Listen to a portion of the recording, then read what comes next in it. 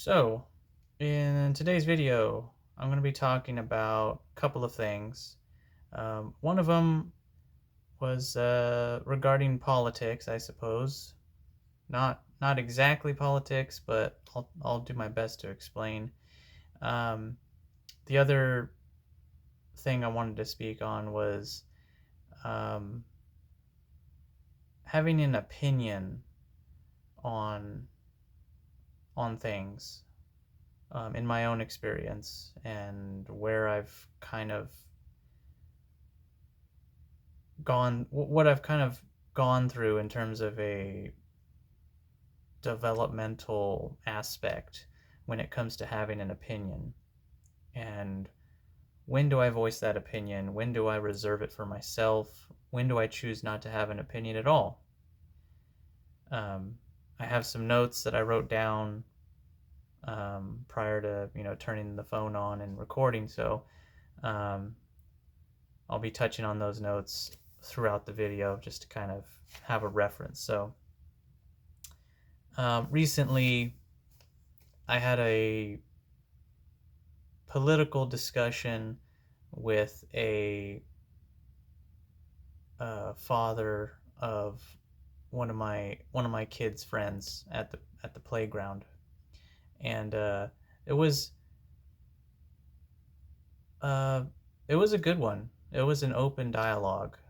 He described himself as a um, progressive Democrat, or at the very least, he didn't have a problem with being a progressive Democrat. So that's where he was kind of leaning on the political spectrum.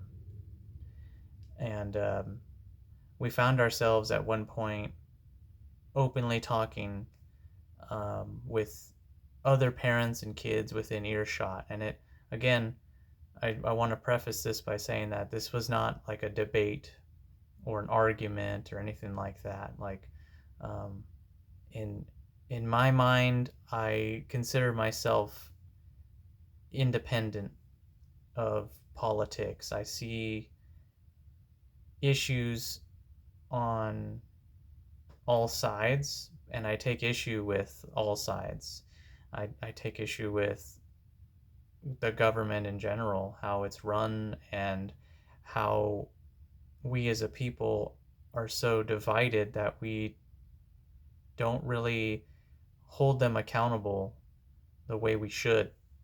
We more often than not we play the blame game, and we look at anyone on the other side as the enemy, when in actuality it's really the people in Washington that are um, not acting in our best interest.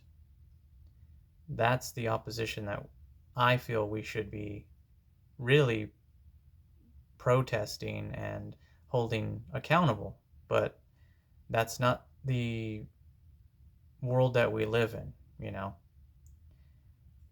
With that being said, the kind of conversation topics that we were getting into at this playground, um, it kind of varied between um, what kind of politicians does he favor? What is he looking for when he goes to the ballot box in terms of a candidate? Things like that, and then also it branched out towards what should be done to fix the issues of this country. Um, I don't want to bore you with the details of every little thing that we talked about, but at one point in our discussion, another parent um, came into the conversation, and she voiced her opinions as well, and it wasn't what I expected. I was really glad when she spoke up, because she voiced her genuine interest in what we were talking about. And I think the key takeaway that I had from what she said was that people just don't talk about this stuff openly anymore. They really do either keep it to themselves or they save their opinions for social media. And it's it was very interesting to acknowledge that, because it in reality it's very true. You really don't have those open discussions with strangers anymore, to where it doesn't turn out to be a heated argument or a fight. It's just a simple open dialogue of what we're seeing as a community. And in my last video, I alluded somewhat to that, where in my local community, I felt that there was definitely a us versus them mentality. If you're not with us, you're against us, um, type of uh, I don't know how to word it except doctrine, maybe. And the problem I have with that sort of thinking is that, number one, there's no room for open dialogue at that point.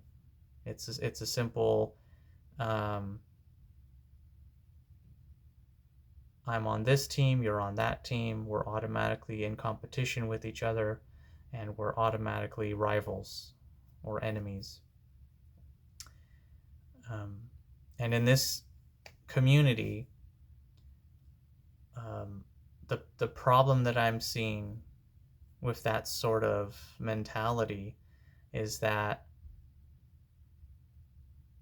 people have definitely allowed themselves to be so hyper focused on whatever the media puts in front of them on a screen, as opposed to the bigger issues at play. For example, we allow corporations to fund these politicians, and therefore we allow these companies and corporations to dictate policy. We allowed that to happen. We didn't stop it. We didn't put an end to it when we had the chance. And now, almost every single politician is either bought and paid for by a corporation or a conglomerate group, whatever, or they just haven't reached a certain level of politics yet to understand what the big game is like and at work when it comes to running this so-called government of ours. Um, when it comes to, say, current events, the protests in Minnesota about ICE and immigration enforcement, I feel like it is a distraction. For a lot of people, it's not. For a lot of people, they're directly affected, and I understand that. The problem I have with that, though, is that um, a lot of these events are, in my opinion, specifically timed released to the public in order to generate that distraction from what's going on at the current time. We have all these documents and files being released to the general public about um, child trafficking and pedophilia and abuse, corruption, all these major players involved on both sides of the aisle, and we are instead protesting enforcement of our current immigration laws. That's where I have a problem. We do allow ourselves to be spread too thin when it comes to what we decide to care about in this world. We choose to care about the world instead of our own, families, our own day to day. There is suffering in this world. There are people that starve. There are people that struggle financially in this world, and they look for other opportunities, and they look to our country as the opportunity for them to provide for their families and succeed and thrive. I don't fault people for that. I think this is the best place to do that.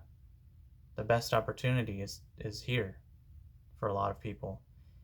And does that make the United States the best country in the world? I won't go so far as saying that, but I'm grateful that I was born here as opposed to somewhere else where I could have easily been caught up in a armed conflict or famine or disease, you know. I'm grateful to have been born here and had the opportunities here. And I don't fault anyone for wanting to come here. But when you do come here,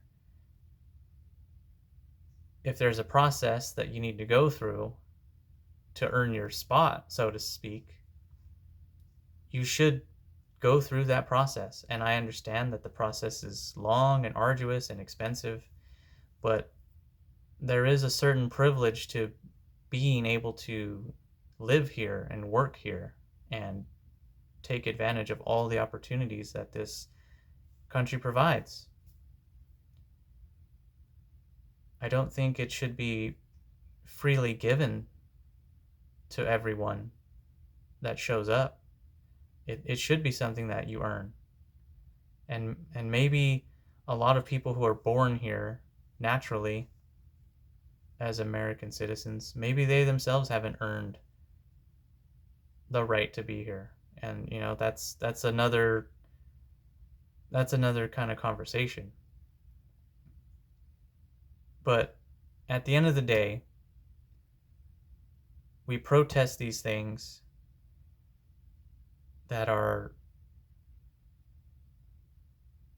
in my opinion, it's just something that we don't really zoom out when it comes to these things. And then again, when you're watching the news, they don't allow you to zoom out. They want you hyper fixated on these topics at hand. Yeah. So I choose a lot of times to not voice my opinion on these things. Um, this is probably going to ruffle some feathers. Then again, maybe it won't ruffle any feathers because, I mean, who am I? You know, I I don't get thousands of views per video. You know, I don't have a lot of subscribers. Um, you know, it's just my opinion, and who cares at the end of the day, right? Nobody could watch this video. Like this could totally get 0 views. Like I understand that and I'm okay with that. But I do want to speak on things when they do come to mind. And I find that a lot of times people don't make the time to have those open dialogues, those open discussions. I think it's important when we stop talking to each other about what's going on in our communities and we get so rigid and so um, hardened to our beliefs that there's no room for compromise, there's no room for seeing the other person's point of view, nothing gets done. It only gets worse. There's no room for improvement when it gets to that level, and we're getting there. We're on a path to that. Now, I don't say that to come across as if I have no faith in humanity or in society, that we're doomed to tear ourselves apart and destroy ourselves. I It's quite the opposite. The conversation that I had with that father and that mother in public with all those other kids playing and having a good time, it's the little things like that that give hope to a brighter future. If nothing else, it's just the simple idea that we can have a conversation with no expectation of winning or proving our point. It's just calling things for what they are. When we talk about how the price of everything goes up because we have a mechanism as a government, I should say, the government has a mechanism to dilute our money, the value of our money. And there's nothing we directly can do to stop that. There's nothing that you and I as individuals can do to flip the switch to stop them from doing that. But we work so hard to provide for our families, to put food on the table, and all the while we continue to be upset about the price of gas and the price of eggs and the price of a iPhone. And we start to think like, whose fault is that? It's not one individual's fault. I can tell you that. It's not the man in the White House. Doesn't matter who's in that office. This country at one point didn't have that mechanism to do that. And once it was created, it became something that was like a freight train. You couldn't stop it at that point. And I mean, what do I know? But in general, that's what I believe. They dilute our currency. They print trillions of dollars whenever they want. And on the local level, we don't understand. People just don't understand. They think the price of gas is a direct correlation to whoever's in power. The price of food, the price of your electronics every year. It's so much bigger than that. And so when I talk with people, because I choose to be somewhat neutral politically, there are just some things that I do find myself on one side or the other. That's, for me, that's just what overall creates that kind of neutrality across the board. Sometimes it balances out, sometimes it doesn't. But overall, I know that there's something wrong. And we've all been subjected to it, whether we choose to acknowledge it or not. And I choose to focus on the fact that we do get to have those discussions. It just requires everyone involved to be open, to have an open mind, to acknowledge the things that affect us all and not just one side or the other. Because at the end of the day, I don't care what your beliefs or politics are. If I see you're in trouble, if I see you hurt, if I see that you're injured, I'm not going to ask you who'd you vote for in the last election before I decide to help you up or provide first aid. That's how we should all be, right? We should all just openly just help our neighbor. Because isn't that what we would expect if we were in the same situation? If the shoe was on the other foot? Yeah. So when I speak on these things, there's a part of me that thinks that if someone in my community were to watch this and were to take issue with it, and maybe they maybe they decided not to do business with, say, my wife, who's also in the community, um, because of my opinions, because of my beliefs.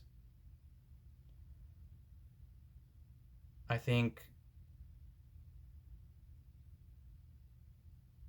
the way to go about that is simple, is really simple. And I've heard this multiple times over the years. What other people think about me is none of my business.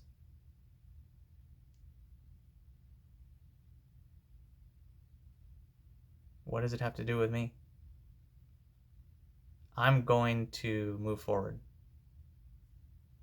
There's just too much good things going on to just get stuck in the opinions of others about what I think, what I believe, what I'm doing.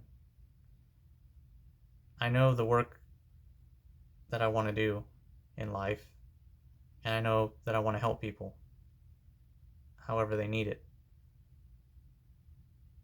And if somebody were to refuse that help because of my beliefs, my opinions on the world, that's their choice entirely. I don't fault them. You know, you absolutely get to choose who you do business with.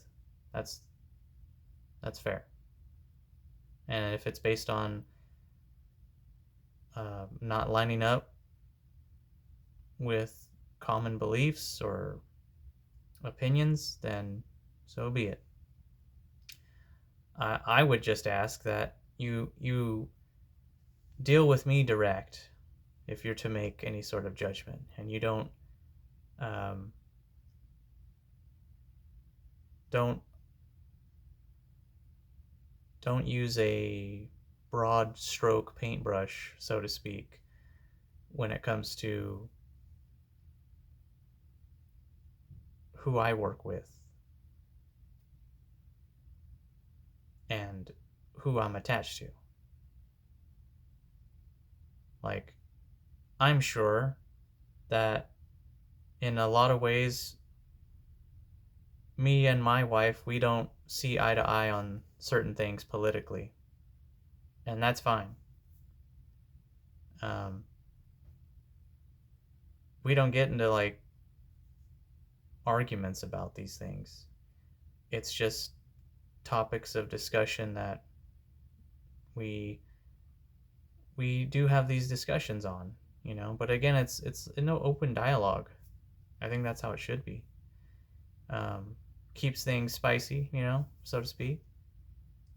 It definitely um, it definitely allows an opportunity to see the other side of things. If you can't zoom out, at least, you know, like just to be able to put yourself in the other person's shoes, I think really helps. It's definitely served me well in life. Is I would consider one that I definitely listen more than I speak, and when I do speak, I don't know if I'm profound or anything. A lot of times I'm talking out, the other side of my face. I guess I don't know, but um, I'm not the smartest person in the world. Never, never thought that. But again, I, I do try to listen. I do try to hear the other person's opinions, and I try to find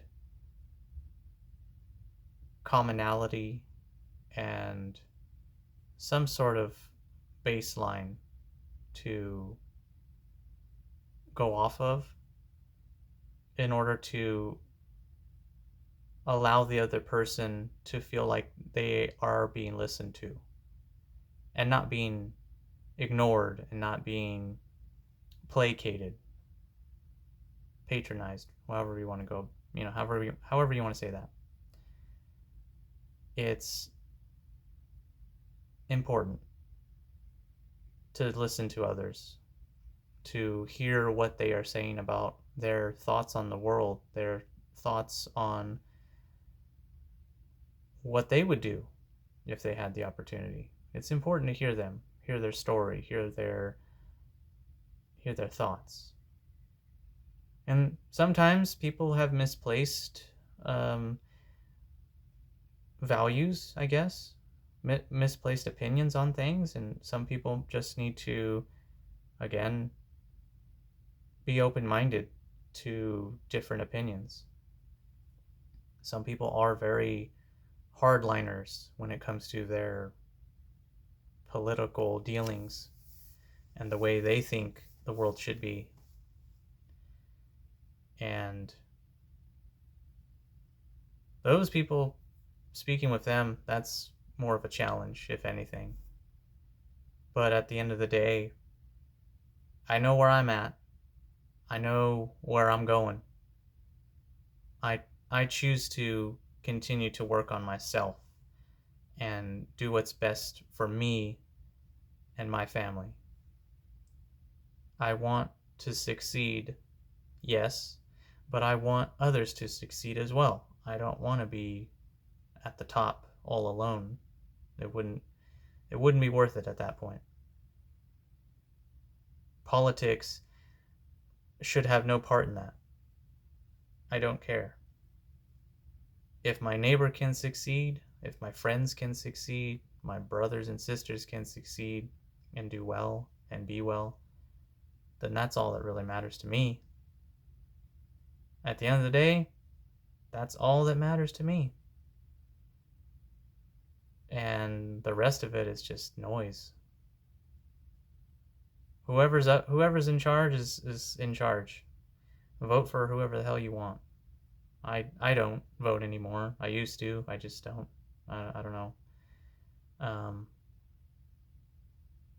I don't think that's going to change. But do what you like, and as long as you're as long as you're honorable about it, you're not hurting others in the process of doing what you like. Your pursuit of happiness is yours to undertake, but just do it with honor. Do it without harming others. I mean, that's all I can ask of myself. So I try to be a good example. I try, and so far so good. I I hope, going forward in the future, it's gonna be interesting. It's gonna be fun for sure. How how I go about things, and I expect my trusted chosen family to hold me accountable when I stray, when I don't know, go against what I've spoken on before. I hope it never comes to that. I hope I just continue to develop myself and continue to push push this positive mentality forward so that more than anything we get to a place where we're not talking about politics. We're not bitching and complaining about the price of eggs and gas and mortgage rates. But I was glad to have the conversation. As a dad and a husband, I I do value conversation when it's outside of, you know, being a dad. I don't know. Like adult conversations, I suppose, whatever that means. Sometimes they're fun. Other times I'm just like, I'd rather do anything else than have a serious adult conversation. You know what I mean? Can we talk about baseball, please? It's baseball season. You know what I mean? Like, I'm excited for that. I'm excited. Like, I want to go to games this year. I want to take my kid and just see some good baseball. Good, solid defense, timely hitting. Um, I'm not wearing my Giants hat today, but on a Friday usually I wear my orange Giants hat. It's always Orange Friday. You know what I mean? In this household, it's Orange Friday. Um, Even in spring training, like I'm hyped. You know what I mean? I don't want to get into all that, but that's what I would rather talk about with people sometimes. Let's not talk about what those assholes in Washington are up to. We know what they're doing. We know what they're about. And let's focus on what we can do here and now within ourselves, with each other as a community at large. Like, what can we do to help each other and support each other, build each other up? How do we develop ourselves so that we're producing not for some corporation, not for some other conglomerate, but for us? That's what I want to talk about. Let's find those solutions. Let's have those kinds of conversations and see where we go. See how far we can take it.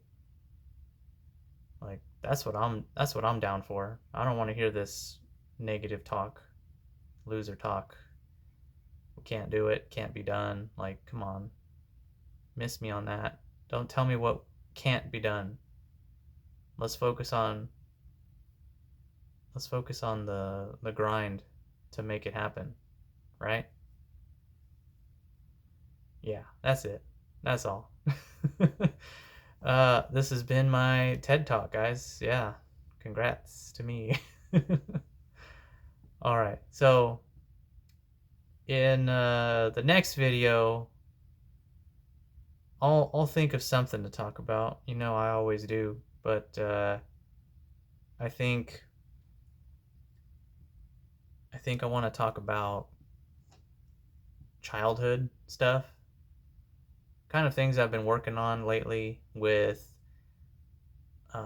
financial struggles and what has come to mind in those struggles when you're in the trenches and anxiety starts to creep back and those negative thoughts try to claw their way back into the front of your mind. And how does one combat that? How does one approach it? How does one get through it? That's what I'm going to be talking about in the next video. Until then, you guys take care, and I will see you later.